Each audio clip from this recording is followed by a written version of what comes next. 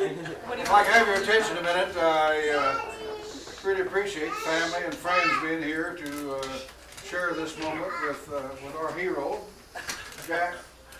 It's a pleasure to be here and do this. Some of the things we do in public service are just very much fun and pleasurable to get the opportunity and the challenge to do the research and do what we've done here, which we're going to share in. I feel also very privileged that I've got a state senator and a state representative here, and I want them to stand with me because this is your constituent as well. And you know Senator Riley, and you know Representative Palmer. Okay. So if we were in a military setting, there'd be some. I don't want to jump up or anything, but I don't. It just seems like it puts a little extra flair to it. And I'm going to ask the missus if she'll help put these medals on. Will you do that?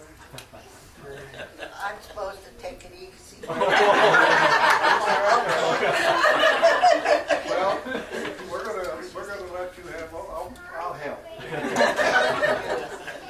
She's been looking out for this guy for, you say, 63 years. 63 years. I think that deserves it.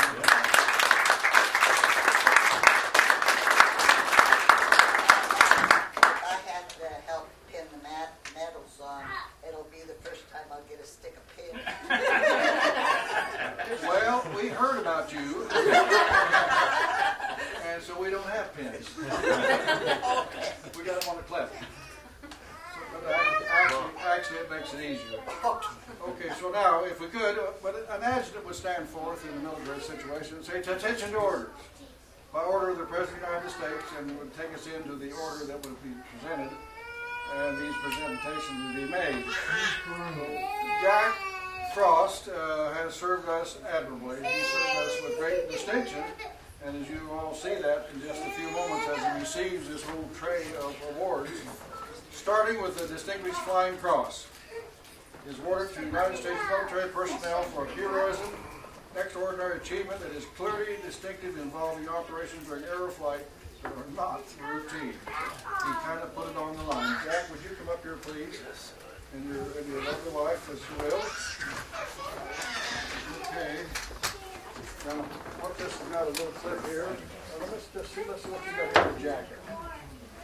No, I think, you know what I think we'll do? I think we'll, so she's got this clip on here. Yeah, all right, well, we hope. So this is far to the left as you can get it.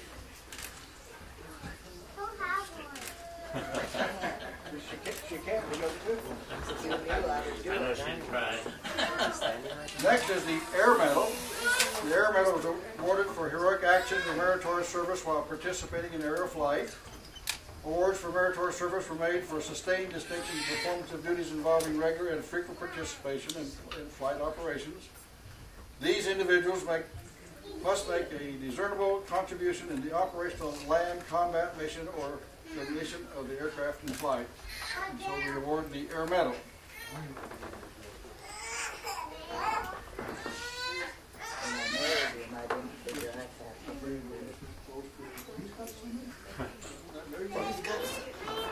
Yeah, okay. Now, we all expect the person's got the Distinguished Flying Cross and the Air Medal, but have good conduct. And so there is a good conduct medal established by Executive Order 8809 in June of 1941. It's awarded for exemplary behavior, efficiency, and fidelity while in active federal military service. It is awarded on a selective basis to each soldier who distinguishes himself or herself from among his or her fellow soldiers by their exemplary conduct.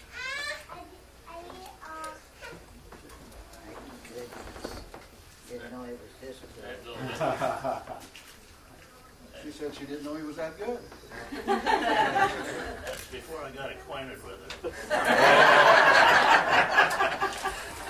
Next is the lapel button. Is that what it was next? Whoops, we skipped over one here. This lapel button is an interesting little device. It was adopted back in 1944. The War Department adopted an honorable discharge emblem for wear on the uniform of all military personnel who are discharged or separated from the service under honorable conditions. The emblem will be worn as a badge of honor, indicative of honest and faithful service while a member of the armed forces during World War II. Now, it has a nickname. You've heard about it. Anybody know what the nickname of this is? It's got Ruptured. okay, there you go. It's got a nickname. It just shows an eagle here with the wings spread, but it's called, the soldiers called it the ruptured duck. So this has got a little pin on it, so I'd like to put that one right there.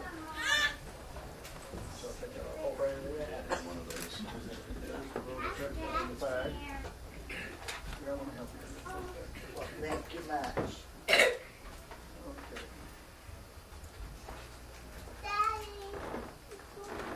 Ruptured duck.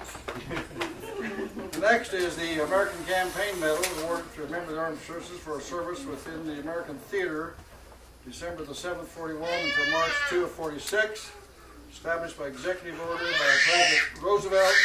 The criteria for the medal required service outside the U.S. in the American Theater for at least 30 days or within the command of the United States for 1 year. So here is this medal. Where's mine?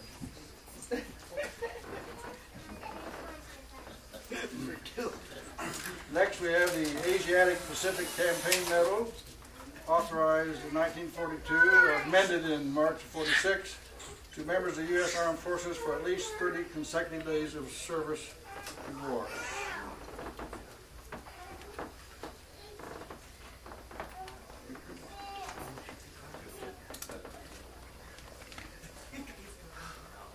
You get them all out of the same pocket.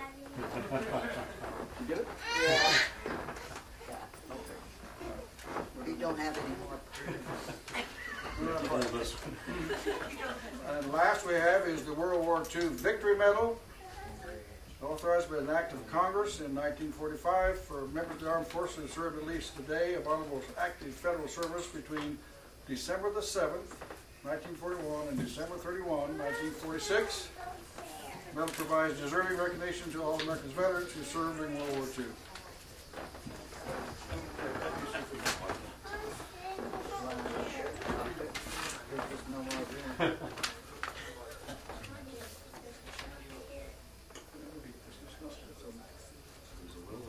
This is where the will and the way. Ladies and gentlemen, give a hand to your hero.